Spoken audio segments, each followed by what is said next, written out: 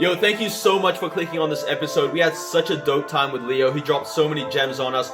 Unfortunately, we lost so much of the footage. It crashed on us, and all we could save was this 40 minutes or so on this YouTube clip. So if you want to hear the full episode, which is almost 2 hours long, make sure you hit up Apple Podcasts, Spotify, SoundCloud, wherever you listen to your podcast. But enjoy.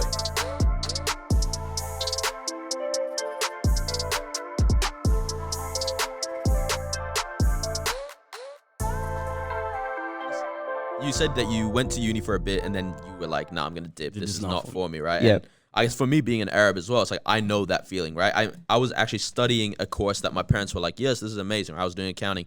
And a year and a half into it, I was like, if I do this one more day, I'm not going to come home. Like, something's going to happen. Like, I'm going to go crazy, right? And so I switched. I was like, I like marketing. I like management. I'm doing that stuff. Yeah. For them, that was a big, like, no, please, accounting is secure, you know? For you, you were like, I'm out. The whole uni? I'm out The the whole whole thing. uni, forget that. Chush, to the side. Because you did civil engineering, which is dope. Right. Yeah. Like, every person will be like, I'm proud of you. Yeah. Muhandis. My mum was like, what are they going to, in Syria, they don't introduce you by your name. They introduce you by your title first. And they grew up in that culture. And you know what? I don't, and for everyone listening who comes from a Middle Eastern background, you're not going to have this same problem that your parents did, but don't blame them for having it too, because they come from a time where people were judged based on what came before their name. Al-Muhandis, which means the engineer, Al-Doktor, which means the doctor, Al-Muhami means the lawyer. And automatically when someone's name is introduced with a title before it, the respect changes, right? True, and so they get more privileges. And to achieve that, what do you have to do? You have to go to university and study. However, in this country, that's not the case. And it's very difficult for your parents to kind of get used to that. But I tell this to everyone. Results don't lie and numbers don't lie either. I didn't leave university because I was passionate about something else. I didn't leave because I was, trying to go and explore and discover myself. I left after I was making money from my business. I'm like, mum and dad. Yeah. I am working. I'm studying full time. I'm working on my business part time. Look what I'm doing. Imagine if I had full time. And we need the money. Let me go and make this happen. It's like, oh, well, fair enough. I had results to back me up. So I think that made the transition a lot easier. But with that said, there was a lot of resistance. I was probably telling my mum for around 6 to 8 months that I was going to leave. And the first time was like, no, like a really, really aggressive reaction. And then literally, yeah. And then, what are we going to tell your relatives overseas? And then that conversation starts to come in. And I'm like, look, my uncle told me this. He goes, yeah, you're not going to have the opportunity anymore to go down to Syria and for them to say Al-Muhandis Leo, but at least they're going to be able to one day say Al-Millionaire Leo. And he goes, and I would prefer to be Al-Millionaire than to be some sort of Muhandis, right? Absolutely. Especially if you are not planning on using your degree. And I think I just discovered that very early on. I had no practical use for it. I was never interested in working for anyone. And I knew that very early on. So I was just going to get my degree for the sake of it. I'm not too sure that's the right thing to do. It's a lot of money to do just for the sake of it. Yeah. And let me tell you something. Sorry to cut you off. This is an important point because I think it's something that a lot of people overlook when it comes to the whole university debate. Going to university is not costly because of the debt you incur. It's costly because of the opportunity cost. Okay. So what opportunity cost is let's say that I finished my degree. I would have had to stay at uni for another 3 years. I didn't just incur another $30,000 in university degree debt. I also missed out on making an extra $300,000. Right? Because if I can, in 3 years, create a business that's going to make me 100K or by that third year, 150, let's say it ends up averaging out to $100,000. I've now missed out on 100,000, 300,000. Not just money, the opportunity cost of my own personal development. The fact that now I've set myself up to continue to be in business full time for the rest of my life and exponentially grow. So what the growth will look like in the next 5 years will be like this, right? And I wouldn't have had that if I probably would have just recently finished my degree if I had stayed at university instead of being where I am now, which is not, I'm not like rich or anything, but I will be like very quickly. On the trajectory, almost to that, yeah. The trajectory is looking very healthy. Yeah. Like 12 months from now will be ridiculous. So that's something that I think a lot of people overlook when they talk about the whole university debate is the opportunity cost as well. Before I carry on, drop a bomb for that. Why did you do this? All right, let's see. Drop a bomb for the opportunity cost. It doesn't work. Pretend nothing happened. Oh, okay. No, it comes. Yeah. There it is. So I was gonna say, so you started your business at the age of 19. Where did that idea come from? You know what I mean? At the age of 19 to say, okay, I'm gonna create a tutoring business. Yeah. Where did that come from? So I think to add some context, the first business I started was when I was 17, and that was just buying and selling iPhone cases, iPhones, right? And I think actual iPhones, even. iPhones, yeah. And I think a lot of people relate to that because that's the easiest thing to do. Is like, hey, let me just buy an iPhone cheap and then sell it. So I was going on Gumtree. My first sale, I made some money. I bought my cousin's iPhone, and then obviously he gave it to me quite cheap. So then I sold it. I made like $100, and I'm like, oh, this is cool. The best part about it was I bought it. It was the iPhone 5C, I think it was. Remember the colorful ones? Yeah. And then I put it up on eBay, and I had put it as a bid. I'd bought it maybe for $200, and then I put it on a bid so people could bid. And then I said like a buy now price $350, something like that. And then I was sitting there, and I was waiting for people to bid, and no one was bidding. And I'm like, oh, okay, this is not good. And then literally, I wasn't even expecting it. I hear ching, and then I looked at my phone, and someone had just bought it. Okay, yeah. Right, and then I'm like, no way, she bought it. No way. Like, okay, where's the money? Yeah. And then I checked the bank account, and it was there. And I'm like, oh, she's paid for it. This is sick. I ended up driving and dropping it off to her because she was in the city. And then I pretty much got out of my car, and I could tell it was a really rich neighborhood. And I went in, I said, hey, I'm outside. And she come out, and I'm telling you, she's probably the hottest, hottest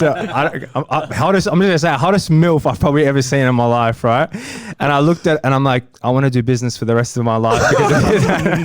I honestly was like, wow, this is pretty cool. And that was a really enjoyable moment for me. But the best part about it was going, I from nothing just made an extra $100 is really cool.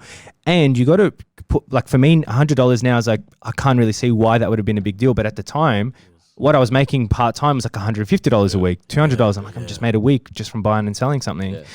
So then I kept on trying to do that, and I ended up buying an iPod from I was going to go and buy an iPod and then fix it and then sell it. And I went to Dufton to pick it up. Yeah. And then I had a really uncomfortable experience, and I never did that anymore. It was really Dufton specifically, or just in general? Dufton specifically. Like there was a particular area in Dufton. I'm like, oh, this is really weird. He's like, come to the front of my house. I'm like, why don't you just walk outside? And he's like, nah, come to my door.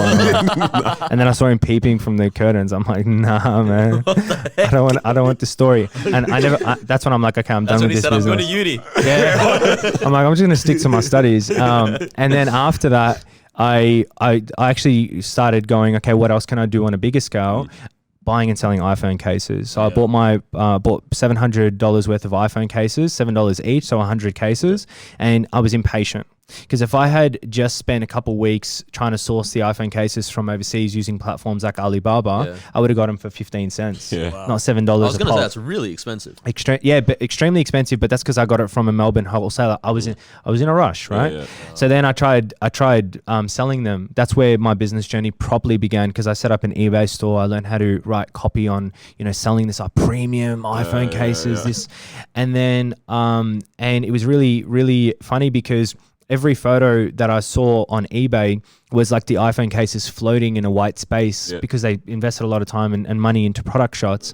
So I'm like, okay, how can I replicate this? So I went to my couch and I put around 4 sheets of paper down like this, and then 4 sheets of paper sticked up like that, and it was reflective. So I put like literally just a blanket on top of me, and I went in and I took the photo, and it looked like the white background. Love it. Yeah, and then I'm like, okay, well, I can still start seeing some spots. What program can I cut this out? And then I went to Photoshop, and then I started to learn how to use Photoshop, and then I ended up launching the business, and I got nothing sold. Like Wow. we got so depressing. I bought an iPhone case from myself so that I had the cha-ching sound again, just to keep me going. And then I realized I lost money doing that because eBay took 10% and then PayPal took another 3%. And I'm like, I just can't win. This is painful, man. Yeah, I know. And then I remember telling my dad, my mum and dad were laughing, like, oh, your iPhone case is still here? Like after 2 months, like box is still full? I'm like, yeah. Because I told them, I think we're going to be millionaires because of this. And I'm like, can you guys quit your jobs if I need you to like start packing and stuff? And they're like, hey, if you're making millions, we'll quit, don't worry. And then that didn't work out, and I told my dad, and I honestly said this to him. I said, I know I lost money, but I promise you this experience is going to make me at least 10 grand. And he goes, what do you mean by that? I'm like, just the learning experience. And then I started doing a lot of personal development, and this is when I started my tutoring agency. Because what I discovered buying and selling an iPhone, then other products and iPhone cases, is that I didn't like the product space. I didn't enjoy it. That's not where I was talented in. I never was good with creating a t-shirt or a bottle, or, you know, like Troy Candy's got his snorkels and, you know, people have got their products. That's not me at the time, right? I can see myself doing it now, but at the time, what I'm good at is service. Okay. So then I started thinking of ideas. What service can I provide? And this is when I was still at university. And then I was going to either do personal training. My mum goes, hey, why don't you do some private tutoring? Like, you're good at maths, you're studying in engineering, you'll get some students. So I put out my first flyer on Facebook. It's still on my Facebook. Good. Yeah, I still got the post there. Hey guys, I'm going to dedicate my weekends to tutoring. And it was like sometime early 2015. And then I got my first couple students. I'm tutoring on the weekend. I'm making money. I'm enjoying my life. And I'm like, okay, how can I get more students? And I was speaking to my friends at university, and this is why I think everything really does happen for a reason, because I was studying civil eng, and everyone around me was very smart. They had high ATARs, so typically they tutored as well. Yeah. So speaking to my mate, I'm like, hey man, like how do you get students? Because he had like 7 students on a Saturday and then like 8 on a Sunday, and he's like, oh well, you can use these like platforms, or you can join a tutoring agency, and then they'll give you students and they'll take a commission. So then I looked up tutoring agencies, and I'm like, this seems like a really good idea, because I don't have to be there and I'm still making money. And then that's when I tried to start my tutoring agency. So literally I started having meetings, and it started with a coffee at the Dandenong Pavilion. That's really where it started. I spoke to one of my first friends. I've got an idea. Do you want to catch up? Caught up. I bought him a coffee, and I told him about my idea. I want to start a tutoring agency. I want you to tutor with me and help me, you know, get some more tutors. He's like, done. Let's set a goal to bring one more person into the team by next week. I reached out to another friend. He came in the following week.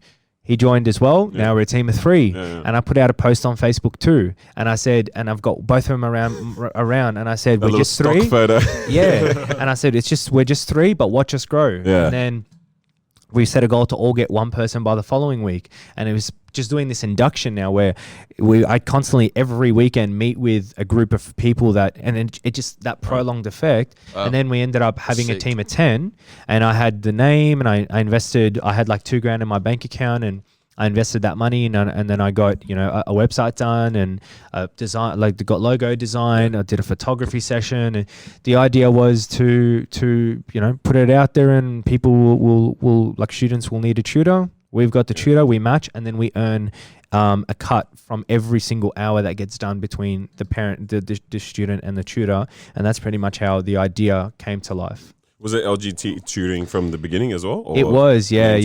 So LGT started, the brand started in Feb 2015 on a notebook. I was sitting there on the beanbags in my study room, and my sister was studying, and I was just writing notes. And I really encourage everyone to, especially if you haven't started anything just yet, or wherever you are, don't ever underestimate the power of just noting your thoughts down on a piece of paper, because the moment you put pen to paper, the pen begins to take you somewhere that you aren't able to explore in your mind. Some people go, oh yeah, no, I'll just think about it. You can't do that, because when you put your thoughts to paper, you're now talking with yourself, and you're getting deeper and deeper. And when I put my thoughts to paper, I'm like, okay, I wrote down what's the most important thing to me, and it was like continual growth and helping others grow. And then I'm like, okay, let's grow together. Boom. Yeah, just like that. LGT. Yeah. And then I'm like, I got it. And then I wrote it in big bold letters. And the great thing is I've got I've got all these notebooks, you know, I've got photos of them, you know, I've put them out. And so a lot of the things that I'm saying, I've documented it. Like even with that video I put out recently, everything's been documented because I knew one day I would reflect on it. And I told my sister, I'm like, hey, ask me how LGT is going. Because I wanted to see how it sounded if someone was like, hey, how's LGT? And she goes, how's LGT? And I'm like, oh, that has such a good ring to it. Nice. And then I wrote LGT fitness, LGT real estate, LGT. Adding, and then I just started adding. And then LGT tutoring was eventually one of the things that I wrote. And that's what I decided to go with. So LGT was always meant to be an empire or a brand rather than just a single company. Definitely, yeah. So let's just go back a little bit. Yeah.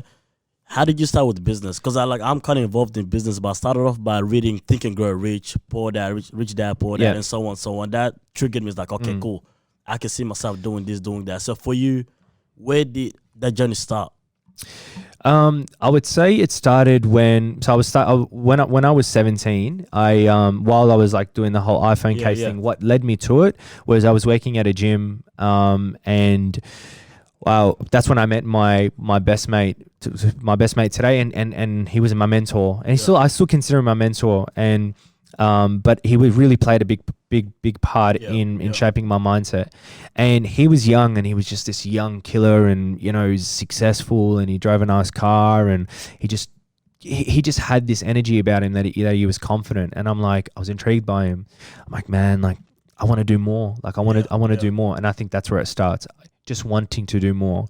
And he's like, well, if you want to do more, if you like, you need to start like reading. And I'm like, okay, what should I read? And then he said to me, the book he actually recommended for me to start with, he goes, you need to understand how money works. So he recommended The Richest Man in Babylon. Oh, I've heard of that.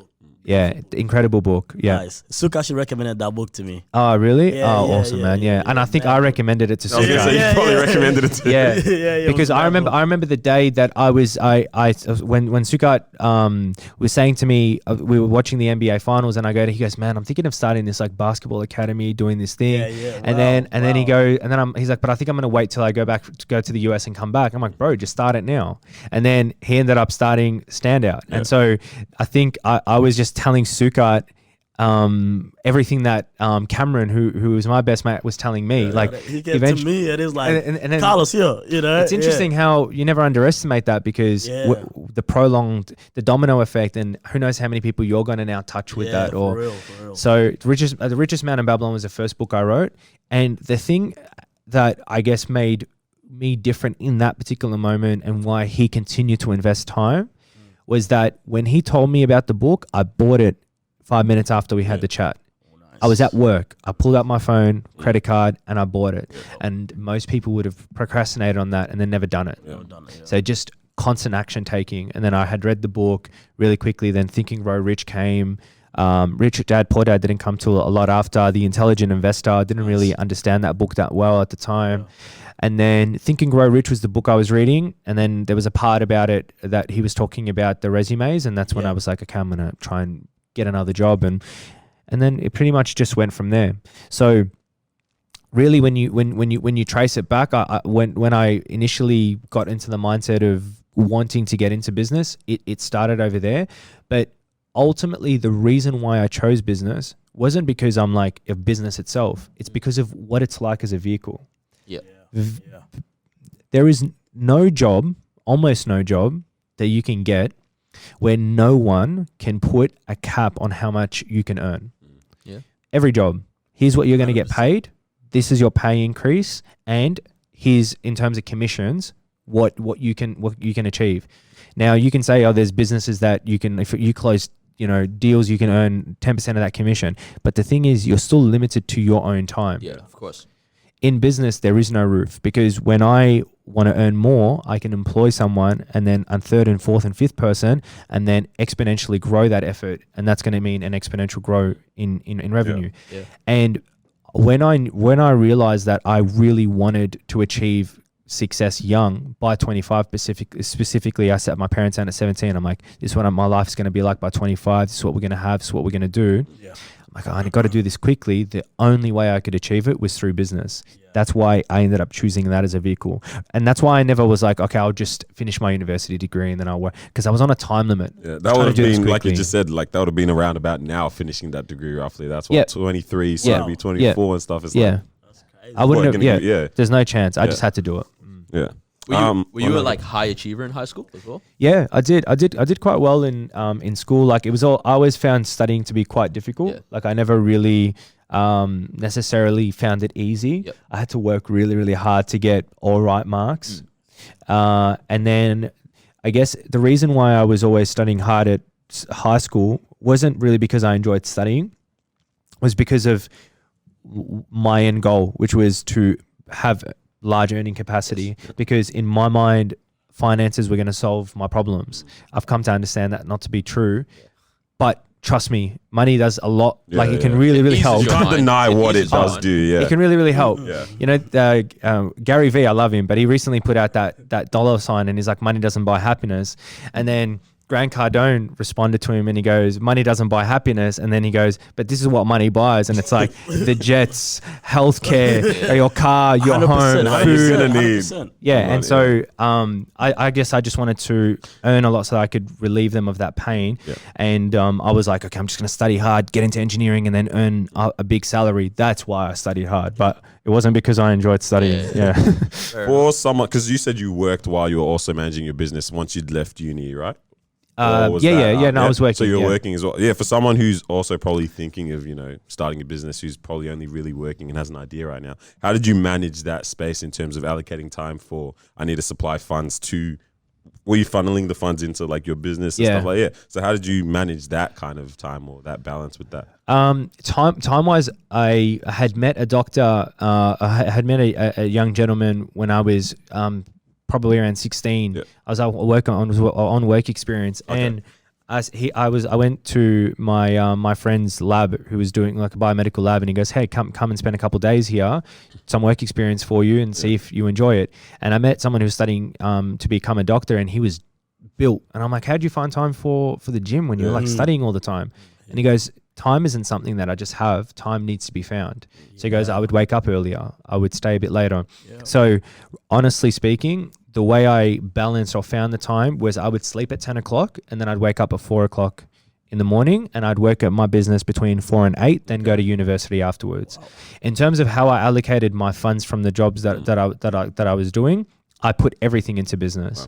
And I put it all into business. Yeah. And also, I think a lot of people overestimate how much it costs to actually start a business, particularly nowadays.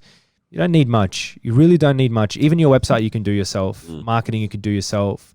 You can start earning money from your business without really investing a lot of it. Then using that money you earn to then properly launch it, if that makes sense. So in my space, I run a digital marketing agency. So what that looks like at a smaller scale is me learning how to build a website, offering it to someone for a cheap price, like say $1,000. I then use this $1,000 to then go and get my logo and business cards done. Nice. Yeah. Does that make sense? Yeah. So that's so I was just really I guess resourceful, and I just found a way to get things cheap or to do things myself. And so I didn't really have to allocate like a crazy amount of funds. Like, I had $2,000 in my bank account. That Especially was with soft skills like YouTube everything. Yeah. You know what I mean? Like, I taught myself Photoshop just off YouTube. Yeah. Right. And it's like, it's not hard. It's a $14 subscription. That's it. Yeah. I know. And that's what professionals are basically using the same programs as you. So it's like it's $14. Someone's using it in a different way. Yeah. That's it, man. How much time are you willing to invest to learn how to use it? It all comes down to that. Like 100%. People can find the time. Trust me. You calculate the amount of time they're oversleeping as well. You know, oversleeping, spending time with friends, socializing, going out on the weekends. Your whole weekend, you got at least 24 hours between Saturday and Sunday, 2 12-hour days, where most people can allocate that. Often they would just take it as a break. It really comes down on how much you want it. Yeah. 100%. So I've got a few statements. I think you already answered the first one. Okay. Which is you need a lot of money to get started. Do you? Do you agree or do you disagree? Do you agree? And why? Depends on your business, but for the most part, I don't agree. I feel like people can get started without having a lot of money. Yeah, because there's something called bootstrapping. It's not a new concept. Yeah. It's a concept that is very well known. Bootstrapping is essentially starting your business with very little funds. So how did I start my digital marketing agency? I offered my services for free. Yeah. Wow. To build a website, and then I got a contract after building that website for free. So they were willing to pay me on a monthly basis. Okay. That cost me $0 to start my business. Zero. I had something of value to offer to someone, which is a free website. I spent a ridiculous amount of hours doing it. Now, in return, I got a contract, right? So I was able to start my business without spending anything. And that's what I mean by you can start your business without needing a lot of money. It's definitely possible. Yeah, that's but like, say for example, brick and mortar business, if you were to get a cafe, that's a different story. Okay. You know, like it just depends on your business. Second statement is you shall be an overnight success. I'll give you an analogy that pretty much answers that. So there's like the Chinese bamboo tree, right? The Chinese bamboo tree, the story essentially goes that you plant the seed, right? And then you water it, and you have to water it every single day for 5 years continuously. Yeah. And for 5 years, you see no results. It literally, you don't see anything. It doesn't even grow. And then the moment it pierces through the soil, it grows to be 3 stories high within 5 weeks. Yeah. Wow. So the question is, did it grow to be 3 stories high in 5 weeks or in 5 years? Obviously 5 years, right? That's pretty much the whole overnight success idea. Is in our space, particularly in the space of business, or even if you're there's a lot of synergy between entrepreneurs and musicians, because musicians will earn nothing, they'll be broke, they'll be homeless, and then once they get a hit song, now they're millionaires. Yeah. Same thing in entrepreneurship. For me, all it takes is one big contract. In our space, we have the ability, there are businesses signing $100,000 a month deals. That's $1 million contract. That would be my overnight success. The moment I get that, everything changes. Literally in a month. You know? So that's the same thing with business, is that all you're working for that moment. And I wish I could pretty much draw something, but it's pretty much E, which is like you know what I mean? The exponential growth. And for the majority of the time you're here and you're seeing nothing. As soon as you hit that turning point, the rest of your growth looks like this. So that's the overnight success thing. So that was the long answer. The short answer is there is no such thing as overnight success. 100%. It's only overnight to the person watching. Yeah.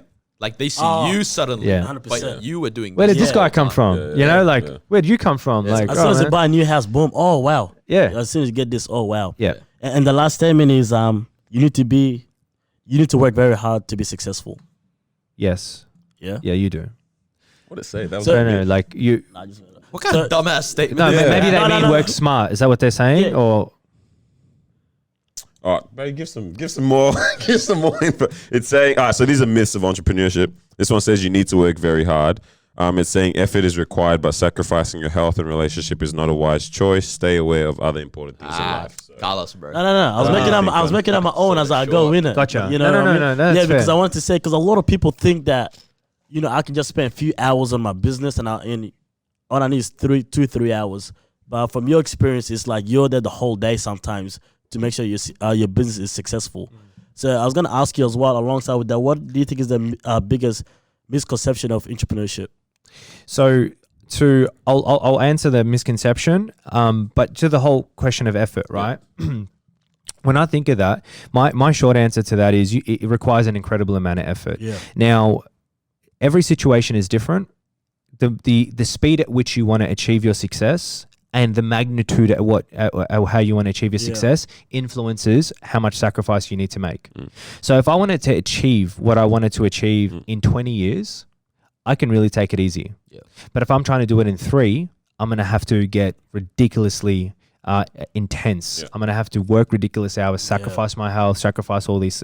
So it's going to come dependent on how much success you want to achieve and how long it's going to take. The other part to that is you want to look at the universal laws. You know, this world is it's governed by universal laws that are true regardless of your opinion on it, like gravity. Right, this is going to come down. Right, one of the universal laws is Newton's second law, I believe. Like every action has its equal and opposite reaction. Right, if I put energy into something, it's going to result into something else, right? It's going to that energy cannot just be lost. It's going to translate into something. So if I want to achieve an enormous amount of success, what do you think needs to be put in? An enormous amount of energy. And my results are going to be directly reflective on my energy. Now, the second part is I can throw a ridiculously powerful punch, but miss and hit over there. So I've got to also make sure the intelligence comes in and I'm directing this energy in the right direction, right? So that's pretty much my answer on that. Yeah. That's nice. And about the misconception? Misconception is that entrepreneurs are rich. 100%. Straight up, man. 100%. Straight up. Like I'm telling you right now, that is one of the biggest misconceptions. Being in business, you start to understand something. You start to understand when an entrepreneur says, hey, I made $1 million last year. That means nothing. Okay, you made $1 million last year. Cool. So that's your business. What are your expenses? Yeah. All right. Let's talk facts, right? Let's say you're an entrepreneur. Your profit margins, man, our profit margins for digital marketing are really high in when you're talking about general businesses. So our profit margins are between 35-40%, right? That's really, really high. Now let's say your business's profit margin is that 40%. So you make $1 million, right? Oh, he's a millionaire, but is he? $1 million, take away 100 grand for GST, that's 900K. Right? Just from GST. Just from your GST, 100,000. That's $100,000, and then gone. So now you've got 900 grand. Okay. Then you got to minus your expenses. So pretty much 60% of that is gone, and you've got your remainder 40%. Now we're gonna need some quick maths right now. Quick maths. What is that? 540, so you're left with, let's say, like 360,000, I think, out of 900K. Yeah, let's say you're left with 360,000. Okay, how much tax are you going to pay on that? Oh, that's crazy. We have to pay tax on that as well? 100%. Even outside of the GST that came out originally. GST is 10% of everything. Yeah. Right? Yeah. So now you take if you're going on a company tax, that's 30% of that. Oh wow. Right? So that entrepreneur that's making $1 million is actually just making around 200 grand. 220,000, right? So now you're like, holy fuck, how much sorry, I swore. I shouldn't have done it. So now you're like, all right, well, how much money do I really need to make $1 million? I'm gonna need to make 5 million, 6 million. I got to turn over that type of money, and then you go, all right, accountants. That's that's true. Yeah, well, obviously there's a lot that comes into it, but even some business structures, they're not structured. That's a business that's structured on a company tax rate, right? But there are some businesses that aren't structured like that, where money gets dispersed, and then if you're not careful and you don't have a good accountant, you can end up paying up to 40% on that, 45% on that, right? Wow. And in this world, unfortunately, in Australia, not unfortunately, I would say well, we live in a beautiful country, so can't complain. If you're not paying your taxes, you're not going to have lending capacity. And then that means you're not going to have borrowing capacity. So that means you need to pay your tax. You can't just hide that. You have to. Because I'll give you an example. I tried to go get my first car when I was like much younger. I tried to do it probably prematurely. And I was making money. So I was able to afford to go to the bank and just get a car in the business and just finance it and whatever, let the business pay for it. But the problem is that I was trying to pay no tax. So I'm like, hey guys, I make money. And they're like, okay, show us your tax returns. And I was declaring a loss. And I can't get anything. I can't get a house. I can't get a car. And so you can't just go have a good accountant, because having a good accountant is means paying less tax. But if you pay less tax, you don't have borrowing capacity, and not having borrowing capacity also cripples you from making a lot of money, because you want to get into property, you want to buy, you want to leverage that. Most of the millionaires I know are millionaires as a result of their property investments increasing. And so biggest myth in entrepreneurship is that entrepreneurs are rich. Now, don't get me wrong, there are some of them that are killing it, and those at the top level are killing it, right? Whereas me, for example, I don't look at myself as rich. I look at myself as someone who's trying to get there.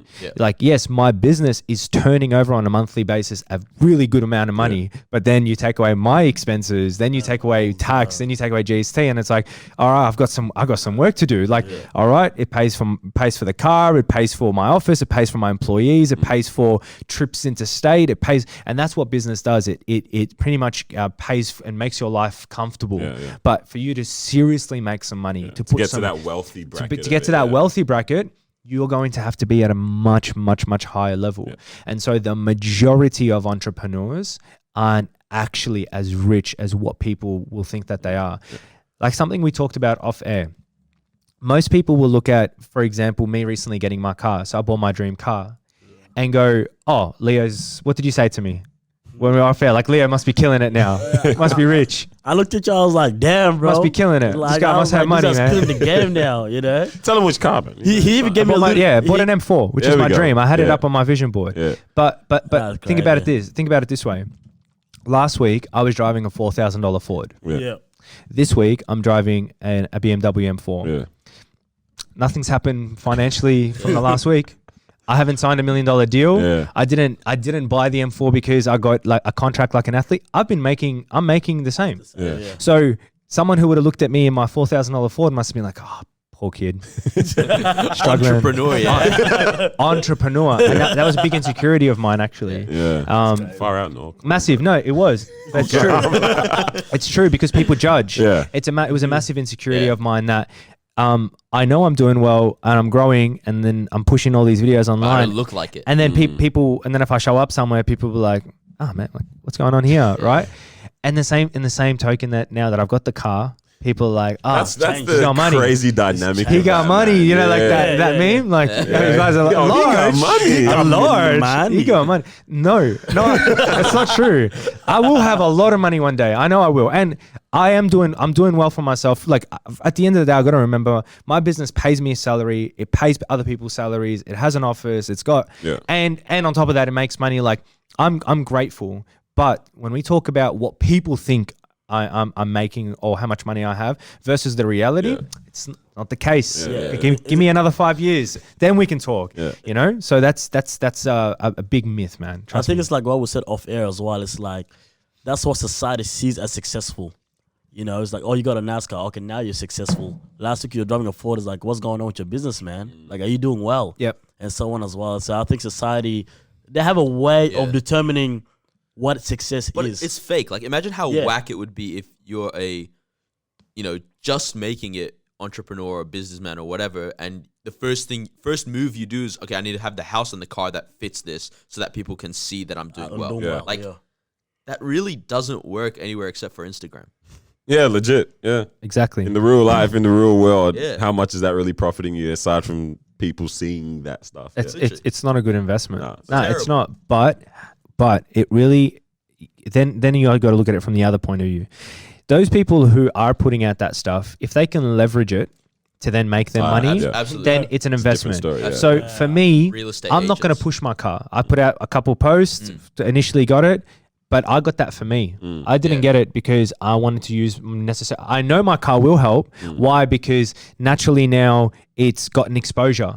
Like my post got shared around a lot. There's a lot of exposure. That exposure is going to filter into my company, and we've already gotten people going, hey, you know, I was actually thinking about doing some marketing on, and then I'm like, oh, my car's making me money, and then what? Brand it even. Because I love business. I'm always like, okay, what's my return on investment? Everything, both in time and in money that I put down. So okay, I buy this car. How can I drive this car for free? I just got to make sure that this car makes me money every month. So what do? I go and I wrap it and I put LGT digital across it, and it's an M4. So the moment it drives everywhere, and I park it at Chatson, it's got LGT digital. It makes a shit ton of noise, right? And it's like, now doing something else. Yeah. I want to get if people take a look at that and they go, oh, I need a website done, and then it's getting me at least a website a month or a contract or something. Yeah, wow. I'm like, hey, I'm driving this car for free. 100%. But at the same time, like if I had just gotten it and then like I wouldn't have just gotten it unless I knew I was in the position to comfortably afford even that if car. you're not using it for the LGT stuff. Even it's if like, I wasn't, and I'm not like I will probably end up doing that. Why not? Let's drive a nice car and at the same time have this car make me some money, so I drive it for free. But at the same time, most people who will go and buy the AMGs, buy the nice cars, buy the nice things, that's if they even buy it. Or don't have someone buy that for them, or rent the car, or drive their friend's car. Like now we're starting to move down the path of there's one person who's made the bad financial decision, but at least he's got it himself, and then there's who are just proper faking it. That's when you start to go, what's going on the gram? There is so much fakeness going on the gram. For real. Heaps, man, heaps. don't let it fool you. Don't let it fool you. Even I tell people about myself. Don't let it fool you. Yeah. You know, like I put out videos. I put out videos because it helps my business. I'm not doing that because I'm Mr. Big Shot. No, it helps my business. Helps my business grow. That's why I do it. That's why I'm on the gram. Don't let the car fool you. Yeah, like I bought it, and thankfully I've made my dream come true. Yeah. But man, I got a long way before I meet your expectation of how well I'm doing. Trust me, man. And I've met them. I've met these kids who are probably maybe a couple years older than me, drive the bad cars, and I'm like, and we have a chat, and he's like, no, I've got 3 properties, and I'm like, wouldn't you rather have that? Like, honestly. I'm like, man, okay. 3 properties. He's like, I'm actually, and I think I'm going to be buying my 4th soon. Why? Because they use their money, you know, and they use their money intelligently. For me, I'm like, I know I'm going to enter the property space in a big way, particularly by the end of this year. I knew, okay, can I get this car and at the same time be able to still achieve that? I can, and I'm going to make that happen. Okay, my situation is a little different, but for people who are earning a fixed salary, or people who the money they're making is capped, right? So I can make double what I'm making this month than what I made last month, and that's what we're aiming to do. Yeah. I don't have a cap, so I can go and earn. There's no limit. I can go and earn that. Yeah. But for these people who are working a job, get the nice car, and then try to preach a fake lifestyle, it's like, man, you know, like you've put yourself in a very tricky situation, and but you know what? Ultimately, it's sad, but people are going to judge based on that. Perception is your reality, man. Hey, thank you so much for watching this video. If you made it to the very end, we rock with you, and you are a true TDP fan. Now, honestly, if you want to hear the rest of this, head to our Head to our SoundCloud, Spotify, and Apple Music, like Noor said earlier. It's an amazing conversation, some mad gems, and yeah, Leo was an awesome guest. So check out the rest of that on the rest of our platforms. You guys have a good one.